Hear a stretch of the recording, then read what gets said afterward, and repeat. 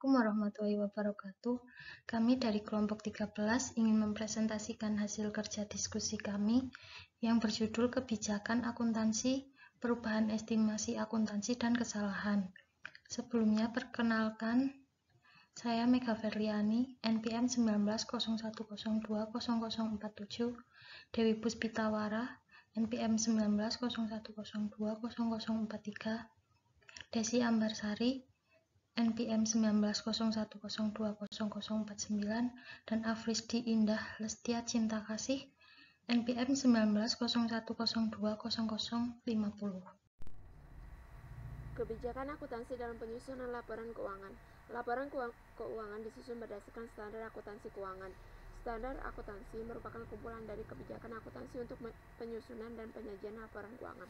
Kebijakan akuntansi merupakan prinsip dasar konvensi, peraturan dan praktik tertentu yang diterapkan entitas dalam menyusun laporan keuangan. Entitas dalam menyusun laporan keuangan akan memilih kebijakan akuntansi yang diatur dalam standar akuntansi keuangan. Kebijakan akuntansi ini akan diterapkan secara konsisten sehingga laporan keuangan dapat mudah untuk dianalisis dan dibandingkan dari satu periode ke periode lainnya. Konsistensi dalam penerapan kebijakan akuntansi menjadi salah satu prinsip dalam menyusun laporan keuangan. Secara umum, standar menghendaki bahwa entitas harus menerapkan kebijakan akuntansi dalam menyusun laporan secara konsisten, tidak boleh berubah. Perubahan kebijakan akuntansi dianggap sebagai pelanggaran terhadap prinsip konsistensi karena informasi antar periode menjadi sulit dilakukan. Namun demikian, dalam kondisi tertentu perubahan kebijakan akuntansi dapat dilakukan baik dikarenakan perubahan standar maupun perubahan yang bersifat sukarela. Penerapan kebijakan akuntansi sering kali mengharuskan entitas menggunakan estimasi akuntansi. Pemilihan estimasi akuntansi didasarkan pada informasi yang bersedia pada saat estimasi tersebut dipilih. PSAK 25 Revisi 2009 Kebijakan Akuntansi, Perubahan Estimasi Akuntansi dan Kesalahan mengatur secara komprehensif pemilihan kebijakan akuntansi, perubahan kebijakan akuntansi, perubahan estimasi dan koreksi kesalahan. PSAK 25 Revisi 2009 merupakan adopsi dari seluruh peraturan dalam IAS 8 Accounting Policy, Check-in Accounting Estimates and Error.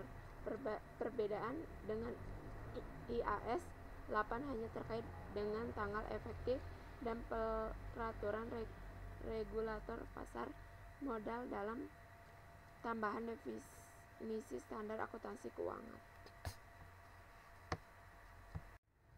Kebijakan akuntansi. Definisi laporan keuangan entitas harus disusun dengan menyajikan secara wajar posisi keuangan, kinerja, dan arus kas. Kebijakan akuntansi dalam PSAK 25 Revisi 2009 didefinisikan sebagai prinsip dasar konvensi, peraturan, dan praktik tertentu yang diterapkan entitas dalam penyusunan dan penyajian laporan keuangan.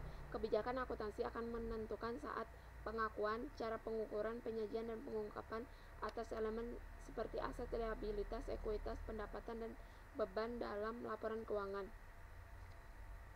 Kebijakan akuntansi yang signifikan digunakan dalam menyusun laporan keuangan diungkapkan dalam catatan atas laporan keuangan. Laporan keuangan harus mengungkapkan secara eksplisit kepatuhan dalam penyusunan laporan keuangan sesuai dengan standar akuntansi keuangan yang digunakan. Entitas biasanya menyatakan dalam catatan atas laporan keuangan dengan kalimat laporan keuangan disusun sesuai dengan standar akuntansi keuangan di Indonesia. Jika laporan keuangan disusun tidak sesuai dengan standar yang telah efektif berlaku, maka entitas harus mengungkapkan informasi ketidaksesuaian tersebut.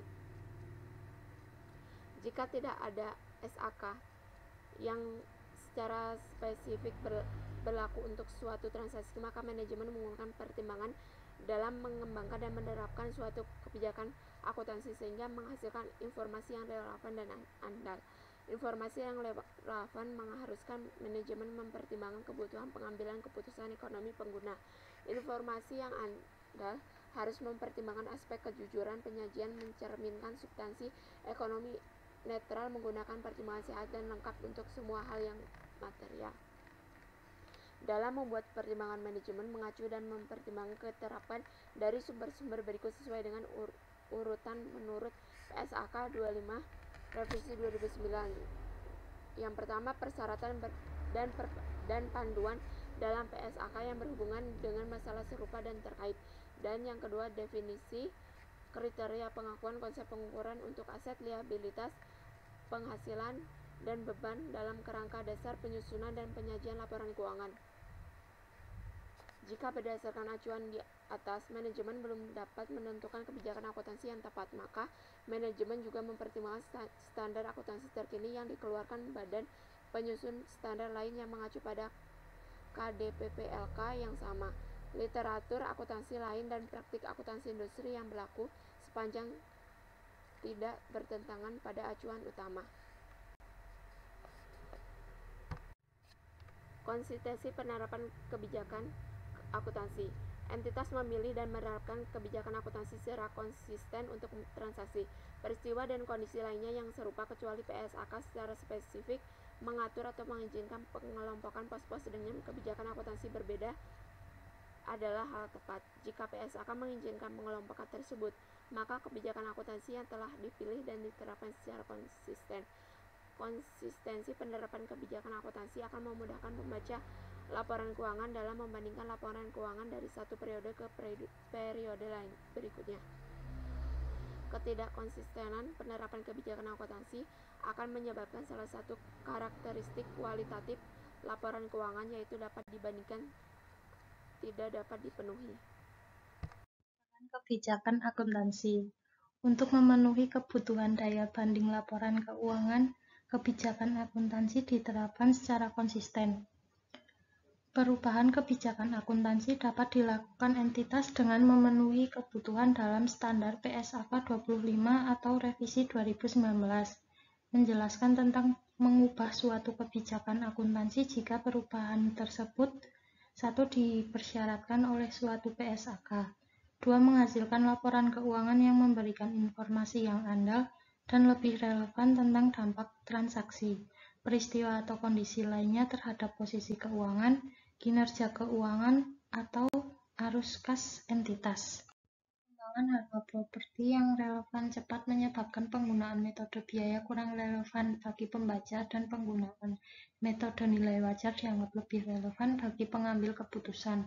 Untuk itu, entitas mengubah kebijakan penilaian properti investasi dengan menggunakan metode nilai wajar atau fair value sesuai dengan ketentuan dalam PSAK 13 atau revisi 2011 properti investasi. Berikut ini contoh kejadian yang merupakan perubahan kebijakan akuntansi. 1. Perubahan metode persediaan dari rata-rata menjadi masuk pertama, keluar pertama atau FIFO.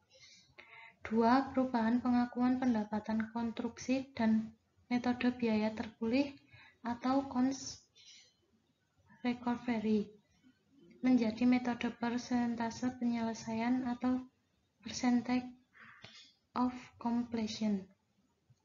3. Perubahan metode penilaian aset tetap dan aset tak berwujud dari metode biaya ke metode revaluasian. Akuntansi. Menurut PSAK 25 atau revisi 2009, entitas mencatat perubahan kebijakan akuntansi akibat dari penerapan awal suatu PSAK sesuai dengan ketentuan transisi dalam PSAK tersebut. Jika tidak ada ketentuan transisi, entitas menerapkan perubahan tersebut secara retrospektif. Ketika perubahan kebijakan akuntansi diterapkan secara retrospektif, maka entitas menyesuaikan satu saldo awal setiap komponen ekuitas yang terpengaruh untuk periode sajian paling awal. 2. Jumlah komparatif lain diungkapkan untuk setiap periode sajian seolah-olah kebijakan akuntansi baru tersebut sudah diterapkan sebelumnya. Contoh perubahan kebijakan akuntansi. PT Merpati memulai operasi usahanya pada 1 Januari tahun 2013 untuk penilaian persediaan perusahaan menggunakan metode rata-rata atau average. Pada 1 Januari tahun 2015, perusahaan mengubah metode persediaannya dengan menggunakan metode masukan pertama, keluar pertama atau FIFO.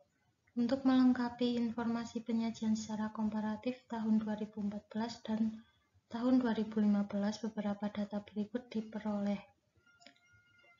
Penjualan tahun 2014 sebesar 600 juta dan tahun 2015 sebesar 640 juta. Beban operasi tahun 2014 sebesar 200 juta dan tahun 2015 sebesar 240 juta. Persediaan dan beban pokok penjualan dengan menggunakan metode average dan FIFO. Pajak yang dikenakan sebesar 25%. Otoritas pajak memperbolehkan perubahan ini. Saldo laba dilaporkan dengan menggunakan metode rata-rata sebagai berikut. 31 Desember 2013 sebesar 180 juta, 30 Desember 2014 sebesar 330 juta, 31 Desember 2015 sebesar 460 juta 500.000. Jurnal penyesuaian dibuat pada saat terjadinya perubahan, yaitu pada tanggal 1 Januari 2010 atau menggunakan data 30 Desember 2014.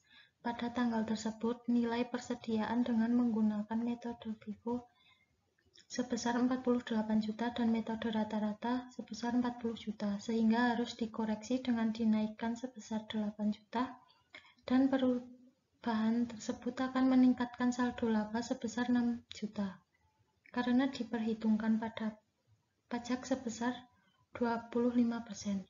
Hal tersebut dikarenakan asumsinya pajak memperkenankan perubahan metode, maka dampaknya ke utang pajak.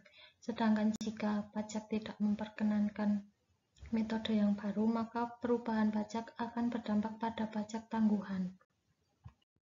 Dan pengungkapan.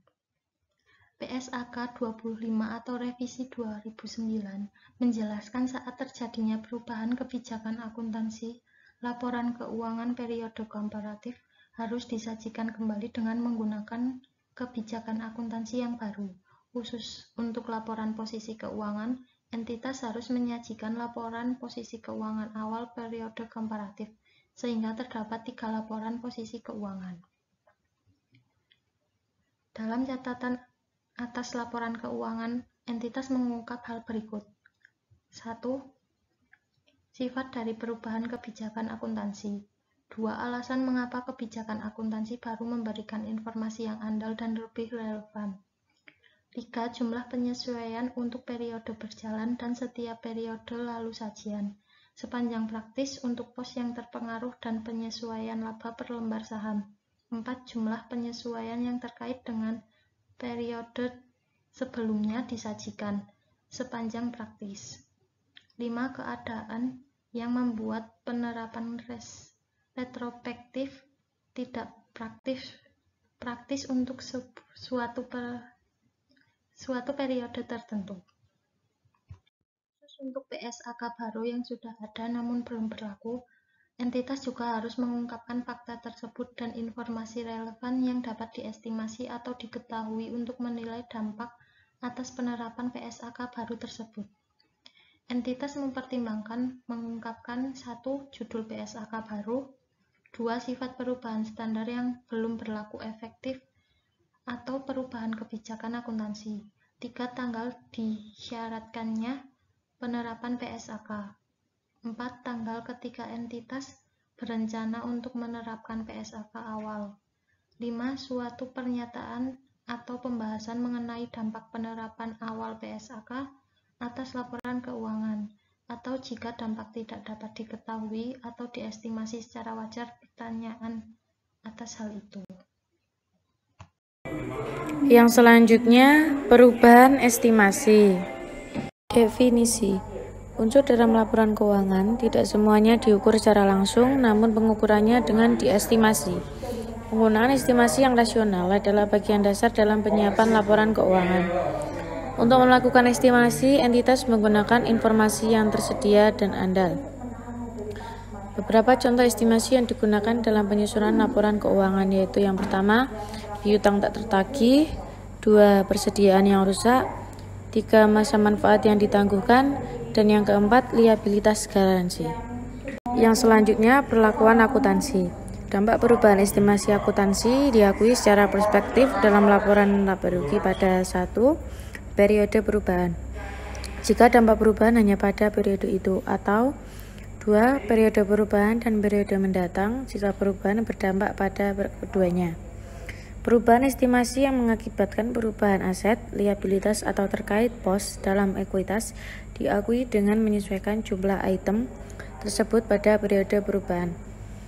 Penerapan prospektif artinya perubahan tersebut dilakukan pada tahun perubahan dan tahun setelah perubahan terjadi. Penyajian dan pengungkapan. Perubahan estimasi menyebabkan perubahan nilai yang diakui dalam beban atau pendapatan. Pos yang mengalami perubahan akan disajikan berdasarkan dasar perhitungan estimasi yang baru.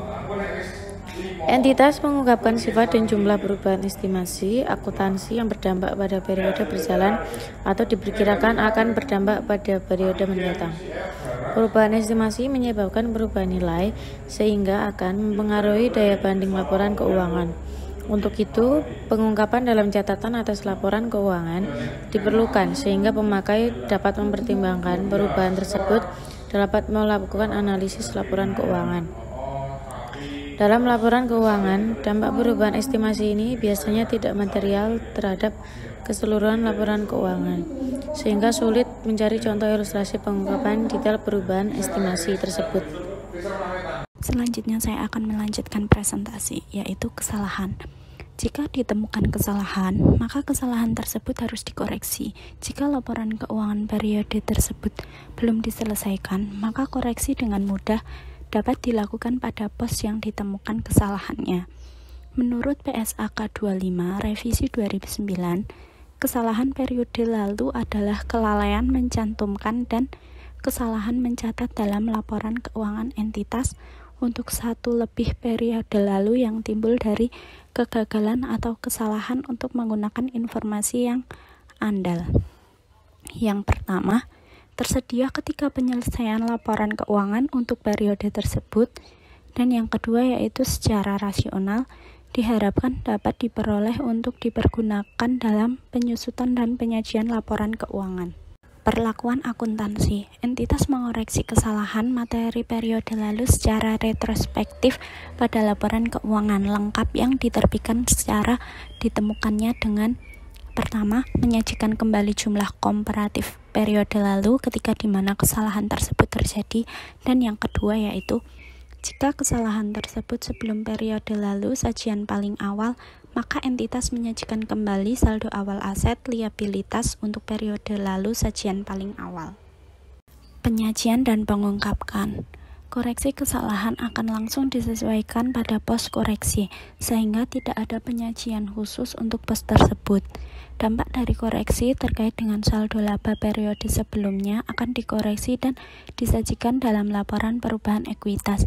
Pada bagian saldo laba di perubahan ekuitas, saldo laba awal periode yang telah dilaporkan disesuaikan dengan dampak koreksi kesalahan untuk mendapatkan saldo laba awal setelah disesuaikan. Pada saat melakukan koreksi kesalahan, entitas harus mengungkapkan berikut ini. Yang pertama, sifat kesalahan periode lalu. Yang kedua, jumlah koreksi untuk setiap periode sajian, untuk setiap item yang terpengaruh, dan LPS dasar atau LPS dilusian. Yang ketiga, jumlah koreksi pada awal periode sajian paling awal. Dan yang keempat, jika penyajian kembali retrospektif tidak praktis, keadaan yang membuat keberadaan kondisi itu dan penjelasan bagaimana dan sejak kapan kesalahan telah dikoreksi. Pengungkapan hanya dilakukan pada saat terjadi koreksi. Laporan keuangan periode berikutnya tidak perlu mengulang pengungkapan tersebut. Sekian presentasi dari kelompok kami. Wabillahi taufiq wal hidayah. Assalamualaikum warahmatullahi wabarakatuh.